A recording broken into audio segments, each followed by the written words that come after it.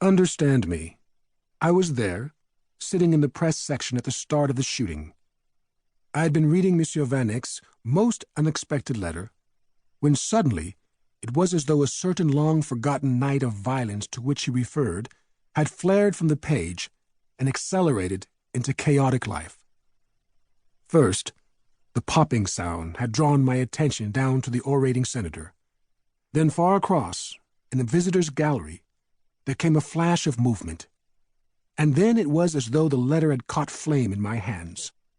Then, for some reason, the photographic image of the elegant, magnesium-bodied sports car which ignited and burned during the recent running of the Le Mans Grand Prix, that awe-inspiring saber of flame and destruction, flashed through my mind just as I was looking out past the great chandelier of the chamber to see an elegantly dressed man lean over the visitors' gallery rail and point down to where, gripping the sides of the lectern and tossing his head, Senator Sunraider was speaking. Then things seemed to reel out of phase.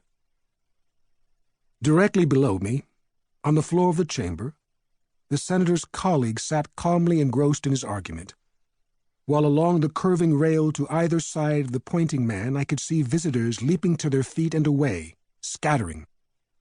Then something thudded against the lectern, and somewhere above me I could hear a gay, erratic ringing, like the musical jangling of a huge bunch of keys. Then as the sound and the rising of the man's arm flew together in my mind, my nerves snapped like a window shade. He was firing a pistol at the senator. Oh no, I thought. Oh no! We were only betting. It was all in fun. This can't be happening. Yet with the swiftness of glass ornaments sent bursting from a Christmas tree by the fire of a circus sharpshooter, arrows of prismatic light were flying from the swaying chandelier. And above the furious action below me there sounded a ringing as of 1,000 crystal bells, the hysterical cries of women. From somewhere in the distance came the angry shrilling of a whistle, the harsh staccato of commands. On the floor directly below me, I now could see the senator staggering backwards, and around in a narrow circle, a spot of blood blooming on his face. Then he seemed to look up to where the gunman, crouching now, his elbows resting on the railing, gripped the pistol with both hands and got off a final shot. This time the senator was sent lurching sideways, turning to his left, and I could hear him calling out in a strangely transformed voice and going over to land on his back. Then, my God, some man was calling, and it was bedlam. Behind Senator Sunraider, members of the Senate were scattering and dodging, hitting the floor and yelling, making for the exits.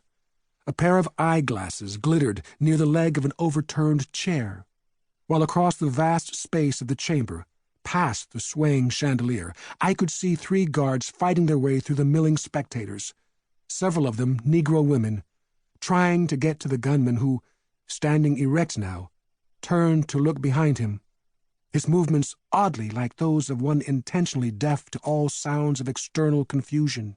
He seemed absolutely calm, as now, immediately behind him, I could see, looming up like a bear suddenly cresting a hill, a huge, old, white-headed Negro. This man yelled something which I can't grasp as he rushed toward the gunman, stepping over a bench and down like a bear hurdling a stone fence, his arms outstretched as he calls out once more. The effect is electric. Suddenly the gunman throws down his weapon and seems to freeze, waiting. Then, as the old Negro comes on down the aisle, the gunman swivels suddenly and throws his leg over the railing, resting there a moment, his arms rigid as he grips the railing with both hands, calmly contemplating the approaching man. "Wait, boy! Wait!" I hear. Then above the turbulent heads I see a pistol waving, and a uniformed guard bursts into view behind the old Negro, who turns, suddenly enfolding the helpless guard in his great arms, yells out once more, "Wait!"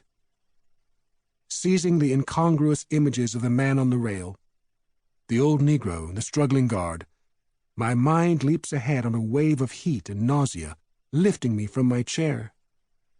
For a moment the gunman stares straight at the old Negro, then, violently shaking his head, he was gone, plunged calmly over the railing. The nausea shook me then, and I went over, carefully avoiding the railing and the floor below, even as the sound of a crunching impact, the splintering of wood, filled the great room. There followed a shattering silence which whimpered and gasped, side-slipping and quavering, welling up thunderously in a reverberation that struck the chamber in great tremulous waves. These seemed to last for endless minutes, for vast suspensions of breath.